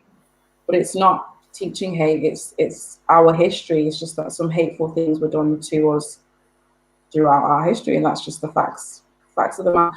Talking about education, I get to mention this something to tap into, which is an organisation called Wisdom Against Racism, and it's a mentoring. It's essentially a mentoring workshop organisation founded by a gentleman called Dominic Bruce. He's the CEO, and they go into schools, obviously pre-COVID, and deliver workshops using a database of hundreds of video content that relates to the race debate, basically. Also, like lots of historical stuff, scientific stuff on like the science of melanin, etc. But it's been rolled back a little bit because of COVID, because it is in conjunction with mentoring, because a lot of the information can be for young people. They may have never heard of the science of melanin, or the fact that Europeans came from us. That might just be too much for them to be able to conceive. So it has been tailed back a little bit, but there's a bit of a full circle story there, because last year I met Dominic Bruce at a dinner, which I was invited to by a gentleman called Ganyu, and he wanted to have a table of he wanted to invite 8 of his friends who he felt was influential that may never have met if it wasn't for him. And I met Dominic Bruce there, and he was talking about this mentoring scheme, Wisdom Against Racism there. And then cut to a couple months later, a friend of mine's eldest son was experiencing some quite significant racial abuse from his from students at his school, his high school. Essentially, he was being chased home on more than one occasion, threatened with violence, and his house was attacked. So the mum came to me and spoke to me about it and said whether I knew of any organisations that might be able to help. And I contacted Dominic Bruce, and I was really impressed with his organisation and how quickly they galvanised themselves and organised themselves to approach the school here in Salford. It's not too far away from me. Otis, remind me of the gentleman that you know. Is his name Wayne? Is it Brady? Do you know him, Angel? Otis is on mute. You muted yourself, Otis. Sorry, Dwayne Brandy. Dwayne Brandy, yeah, he's a teacher. Can you hear me? Yeah, I can hear you. Dwayne Brandy, he's a teacher at the school where this boy was having this issue. And so I'm reading the MEN because he's just had a really positive write-up about his initiative within the school, tackling racism within the school. So I'm reading it and I'm like, oh my God, this is a full circle, because I mentioned it to Dominic Bruce. He got himself together with his organisation, his sister organisation, Meatta as well, which again is a database of like very current videos and content around racism. He's got Akala on there and speaking. He's got Breakfast Club clips from debates from Good Morning Britain, and very, very like current topics and stuff like that for young people. And they've gone into the school and actually partnered up with Dwayne Brady, and that's resulted in the initiative that he's put forward. So talking about collaboration and the fact that the energy that can manifest is really powerful. And I'm really proud of Wisdom Against Racism for what they've achieved. And when I was speaking to Dominic Bruce, the CEO, I was saying, how can the community get involved in supporting him? And he was saying he's willing to speak to absolutely anybody who has content that would be uploaded to their website to do with that is relative to the aims that they've got. And if there's anybody who needs experience in like content development, graphic design, project management, administration, to contact him. And you can contact him at contact at wisdomagainstracism.co.uk. Really simple. Say that again, please. It's contact at wisdomagainstracism.com. .com.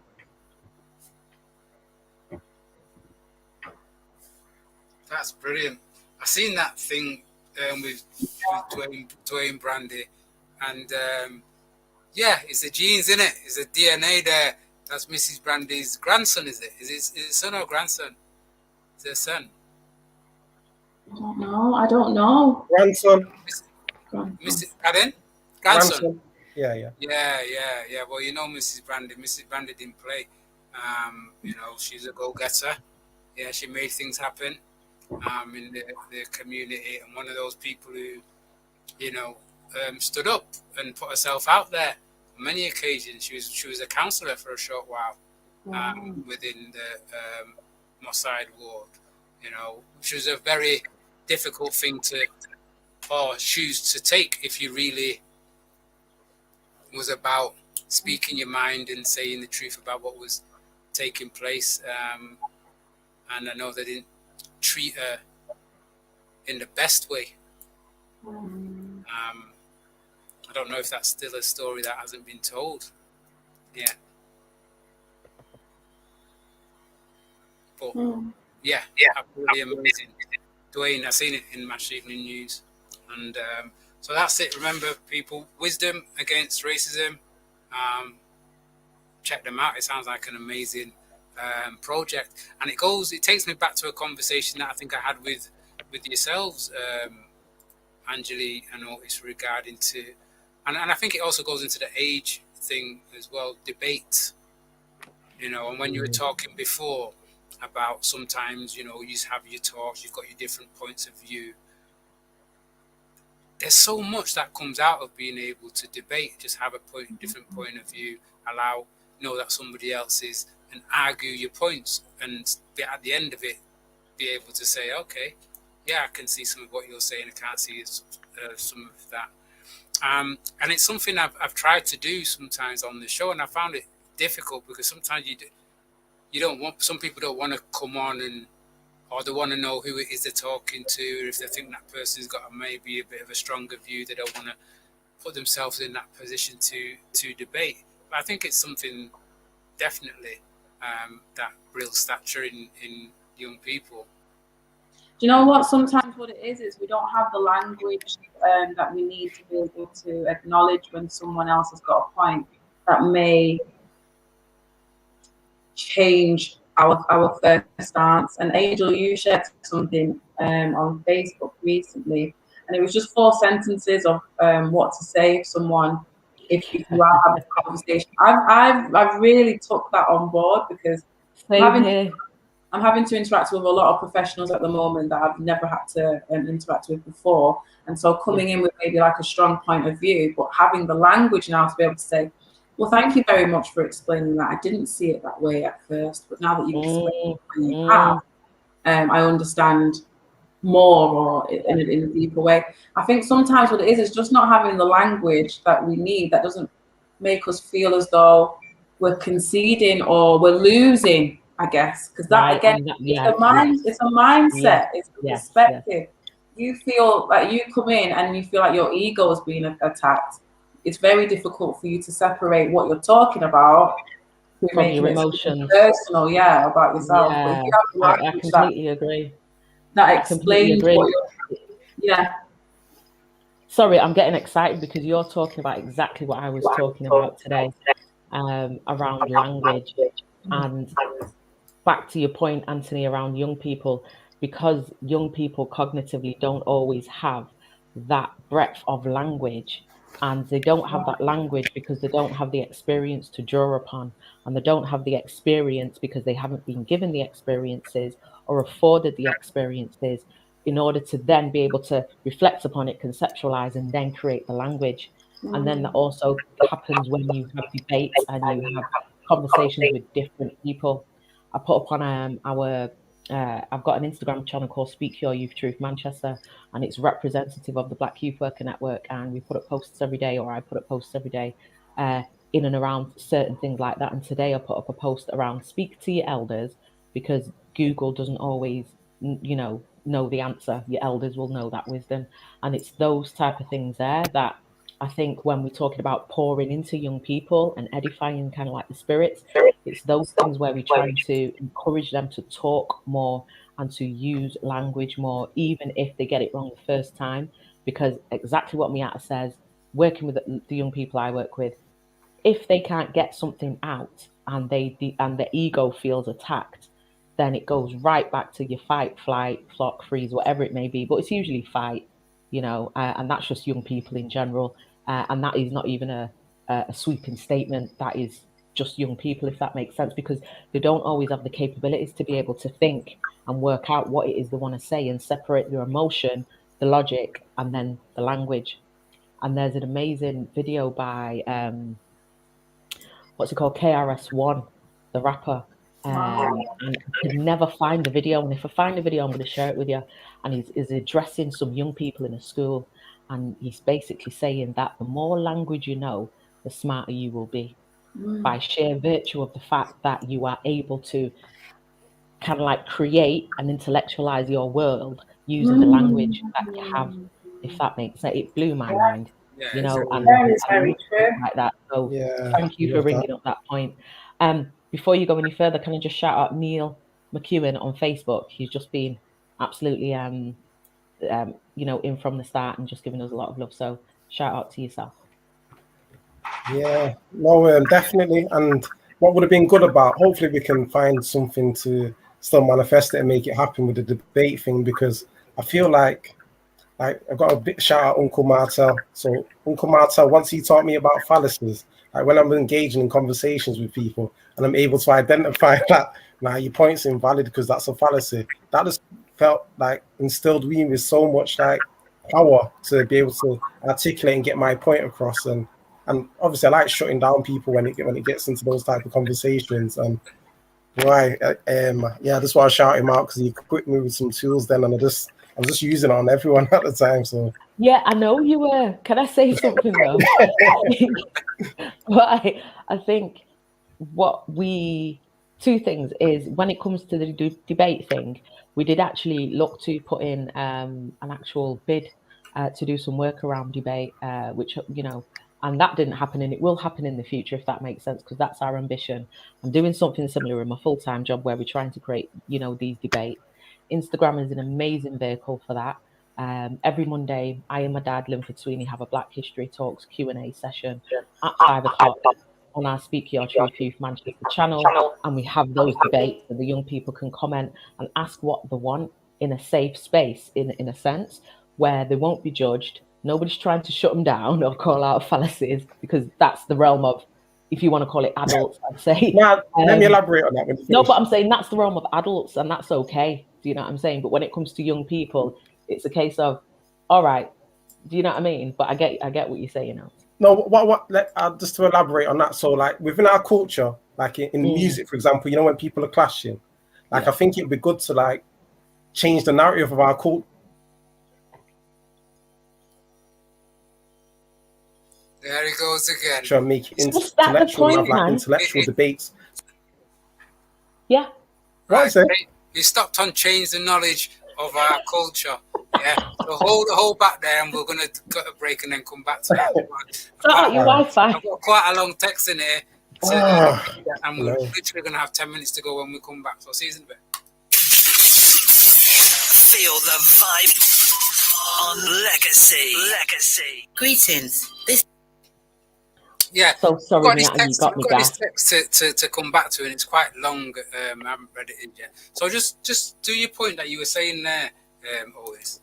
Yeah, I was saying, I think it would be good for us to change the narrative within the culture. So, you know, like in music, when young people are clashing each other, obviously sometimes it can go down the wrong path where it gets a bit violent, but often it can just stay friendly. So I feel if we like embedded that within our culture, like have intellectual clashes, but based on debates, then that could be a good thing, because it's entertaining and people are gaining knowledge, and then they're going to not want to get embarrassed the next time, so they're going to want to go back, do the research to be able to get their points across again, innit? So yeah. Don't think so. Meatta, go on, Meatta. What are you coming with there? Thumbs down, you know. Come on. Hold on, let me mute you. I don't think our community needs any more debates. You know, I really think now, we've got Google. It's 2021. If you need to learn something, I think you need to go to the professional that you resonate with and just learn. I'm not about like having us have any more. Some things can be subjective though. some things is not a definitive answer. Some things are subjective, innit? Yeah, and also you have to remember that young people, literally born in the last 15 years, don't have those skills. You have to think about it. They don't have those language skills, going back to what you said. And I wanted to touch upon it, but I didn't want people to think, oh my God, she's cussing. Oh, sorry. Are Really, you saying specifically young people? I was saying specifically young people, they don't have the skills. But Yeah, that's adults what I'm talking now, about. I hear what you're saying, that we might have done a bit too much. We need to be just going to the table, having the conversation, saying what we can do, and exacting change. I get that, but I guess it's about the swapping of the thinking, the mindset, as to say, when we say debate, it's not a case of, well, me think this and no, me think that, and well, you're wrong. And it's, do you know what I mean? It's a case of having, a measured conversation where both parties come along to gain something and not to shut somebody down.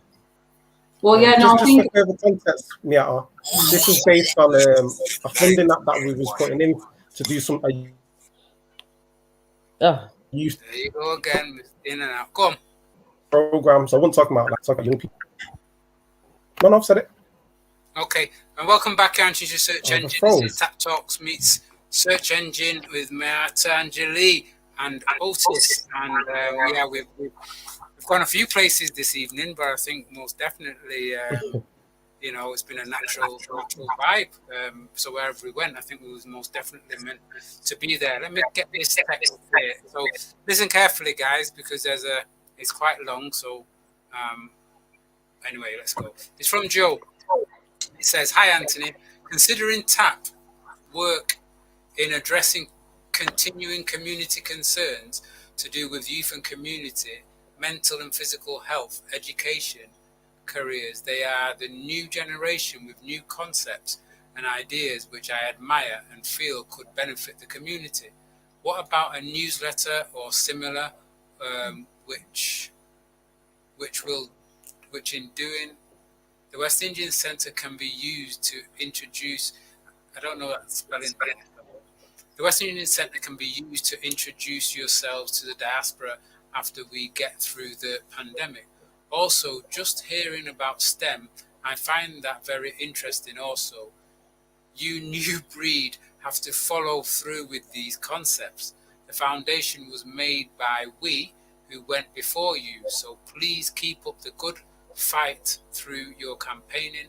I will find the support is there from the diaspora. I suppose you will find the support is there from the diaspora." Thank you for that. Thank you, Joe. Joe, that was very positive. Can I just answer that quickly? I was going to say thank you so much, Joe, and I'm glad that it's coming through the airwaves, radio waves, digital waves, how passionate we are and how hard we've worked to try and create what we have. One thing that I will say is, because we started off so small and so grassroots, and it was just about the energy and creating the vehicle to kind of like address some of the things that we felt we could change in the community. We're still working on creating a workforce, so to speak, now, where we can start to have more, if you want to call it, content and products coming out, particularly like newsletters and such. I guess what I'm saying is watch this space, and it is coming soon. So yeah, thank you. Excellent. So before we went, did we finish you saying what you were saying, Otis? Yeah, I think so. Yeah, I'm trying to shut me down, but it's all right, sis. I see you. It was a debate. She was saying, I think it is amazing, and I think it gives so much tools to young people in the sense of just even looking at something from a different perspective. I mean, you get a child even that supports City, and one supports United, but in a situation you tell the one who supports City, that is they've got to argue why United are good, and vice versa. It's amazing to see just that simple kind of thing how much one learns and gets rid of so many prejudices and other things just by putting themselves in a different mindset. Definitely. That I thought they'd never do. Right, guys, we've literally got 5 minutes to go. What are you tapping into, Anthony? Whoa, gosh, you're gonna put me there now, aren't you? What am I tapping into? I had a kind of like before the show started, I had a bit of a brief conversation with Meatta, and I was saying I'm actually tapping a bit more into myself and my building stability for myself. I think I've done a lot of running around, and I need to consolidate within myself, my tools. Did that make any sense? I understood it, but I don't know if you did. Makes sense to me. With me. Meatta, you're on Definitely. mute. Yeah, you're on mute. I No, mean, definitely. I mean, even you know, without me going into like loads of stuff, Otis, you know, my kind of search in a kind of way, and things that I'm willing to be and willing to do. But I've found that I've spread myself a bit thin, and and I need to be more sure-footed, if that's the word. So I've decided to go back and do another qualification, which is going to take me, but it can take 12. It's going to be 12 months. Is another diploma that I'm going to do. But in doing that, it's like I'm seeing it. I'm not trying to word it in a negative way, but it's kind of like a bit of a couple of steps back to take a big leap forward. But it goes back to what I was saying before as well, Anthony, about the two main attributes, self-awareness and authenticity. And you're implementing that by being aware of where you're at and then implementing what you need to do to evolve. So yeah, you're naturally doing it. Yeah. And very much I just know it's just going to be just a whole different ball game from there for me. Because I was saying to me, sometimes I feel that because I've done a lot of stuff, and sometimes it's I don't know, you don't. I don't know, it's getting feedback there.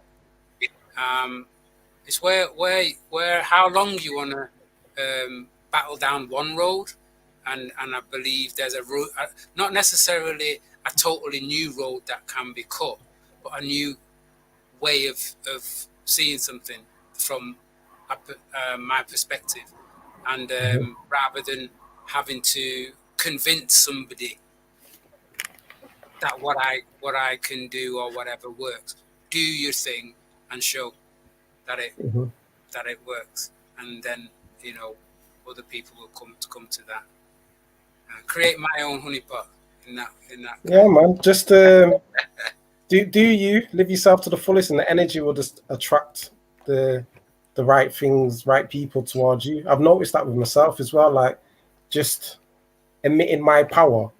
Like so for example, Dr. Arikana Chimbankwa, the woman who went viral. I want to speak. I need to get hold of her actually. So you might have the link, yeah? I've got the link. So that's what I was saying. So once like me emitting my energy out to the universe, it's drawing people like that to me where they're contacting me. And so yeah, that's all I want to say. Just be yourself, authentic, and just emit your power, and the world's your oyster. Yeah, because the other thing that I'm tapping into, similar to yourself, but it's not. Well, it does link to Africa, but it's doing more things in Jamaica, where my mum was from. My mum passed away in Jamaica about 10 years ago now. But we've lived in a certain area in Jamaica, in Moortown, Cornwall Barracks, the Maroon area. And we've had a family house there for nearly 200 years. And with my mum, rather than building a new house, she built on the family house. Yeah. And it's on top of this hill. Yeah. And there was never a road to get up to this hill. And my mum actually built a road to get to the hill. The whole community came out on the day. If you go up there and mention my mum's name, they'll say, the woman who built the road. That's what she's known for. So I believe that she didn't do that, that we have to build on that. So that's also something that I'm tapping into is building on the legacy that she started over there. Is it near Akapong? Is that how you pronounce it? No, Akompong town is a maroon town, but that's Westwood Maroons, where Eastwood Maroons. So you've got where, what would you call the Moortown Maroons? So where Granny Nanny was based. Akompong is Kujo. So are you following the Lumi currency? Because that's where it stems from. That's the sovereign base. I had my brother on a couple of weeks ago, talking about the Lumi, and I'm definitely, that's something that I'm following. But also, I'm very interested in agriculture, so I'm looking to do some work with young people over there, because up there in the country, it's pure agriculture. And what upset me when I was out there one time is that I had to go to town to go and get my carrots and my tomatoes. Like, why? I've just posted the website link in the chat for you. But if you needed to partner with anyone in regards to agriculture equipment, there's a company called 80/20 Farms based in America, and they could provide equipment. They're just looking to partner with people who've got land. Oh, wow. Okay. Excellent. Right, listen, guys, we are out of time, and I've really enjoyed the show this evening. It's felt like a very informative but very smooth flowing ride. It's been amazing. It's crazy. It's been amazing. I didn't I'd be up for it, but I mean, like, literally, I thought I'd be sleeping because I had such a long day, and I fell off my bike today as well. But I feel energized now. Okay. So yeah, my back, man, my leg, mash up. I'm going straight to bed after this. No, it's been amazing. Amazing. Any last words, guys? Yeah, I just want to say, it's just crazy how when we first started doing these shows, I used to think, 2 hours. What are we going to talk about for 2 hours? And now it goes. It's not enough time. Yeah, it's not enough time. For me, very quickly, just to finish off, going back to the point that the gentleman Joe made, and going back to some of the debate and stuff that we spoke about, I see no reason why, if that is something that's been identified, why we can't look into that and see if we can create that platform. It's probably going to be digital or online, but let's look into it and see if we can create that platform. Something really informal, something really smooth, something that will edify people and leave them just feeling empowered and ready to level up. Yeah, and again, with the debate thing that you said there, I'm throwing it out there. The company, because and this is the thing sometimes that I said I wasn't going to do sometimes, but when you said before, it's about music and stuff and how people did it, it was something that I thought about a long time ago. I've said it to a few people, but music, and then, like saying, giving a competition, say for instance, if we said we had £50 or whatever, and you put it out there, if it was like, say for instance, next week's Women's Week or whatever, and then we put out a £50, say, prize for, so you can put an age group, you can say under 18, but you've got to create a track that talks about Black women, yeah. But then you also give the information to do with the history of certain Black women. People can do their own research, but then they've got to do a track based on that. And then you could do that on any kind of area. So you could do that around Malcolm X. You could do it about the history of the Panthers, but they've got to make music that link to that. That's a good idea. Are we doing it then? We can turn that round by Sunday. What are you saying, Anthony? I'll be happy to. I've been talking about this for a while, and I've tried to talk to certain young people, and I've got a bit of a breakdown of how I've written. So let's have a chat. Most definitely. I'll be up Listen, thank you all, Meatta. Absolutely amazing and great to have you back. And looking beautiful as usual, and your nails. Oh my God. All of you. I mean, you all are looking great and shining. Stop blowing on us, Meatta. So again, we'll be back next month, yeah? Yeah, definitely. We'll have some announcements next month as well. Excellent. And before we go, just while you're here as well, next week we've got a show. We're going to be talking to the Community Concerns Group, And it is a sensitive topic that we're going to be talking about, but not a topic that we're going to be shying away from. And we're going to be talking. There's a campaign that's going on currently in London and across the country. In fact, I think it's across the world, with a video that was put out by a sister called Afua Rose, and you can put her name in the YouTube, and you can find out what that issue was that she's talking about. It was with regard to abuse within the community, particularly the abuse of young women, young girls, and particularly by older men. It's not a surprise around this issue. We've had the Weinsteins, the whatever Steins, and the Epsteins, and the Savills, and the Rotherhams, and things like that. So we can't say that we're not necessarily involved in that as a community, or need to be having that discussion as a community.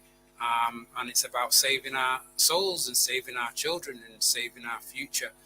And for the most part, building and healing that trauma that abuse brings about. So that's going to be the show for next week. I don't know if any of you want to put anything more on that. I think you've summed it up perfectly. It's absolutely needed, and it's exactly what I spoke about in terms of tapping into. We need to start healing, and in order to do that, sometimes we need to reopen the wound and clean it out, and then cover it back up and let it heal properly. Definitely. All right then, guys. So until next month, take care and speeches. Well, I'm going to speeches before next month, but take care. See you later. Bye, bye, bye, bye, bye, bye. Yes, that's it for another week from the search engine. And this was T.A.P Talks meets the search engine. Thank you very much for all the interactions, whether YouTube, Facebook, and the text line. Sorry about the phone. Get that sorted for next week and for next time. As I said, next week we're going to be talking about abuse in the community, building awareness around that, what you should do about it, what kind of services are out there to help any people who are become the victim of any abuse, and those who are suffering silently, which, as we know, is many. And as I said, you can go online. The sister who started this campaign and why it's been taken up by community concerns is Afua Rose. Go online, have a look at that. Come with your questions next week. And get involved. Okay, it's good night from me, and it was good night from the T.A.P Talks team.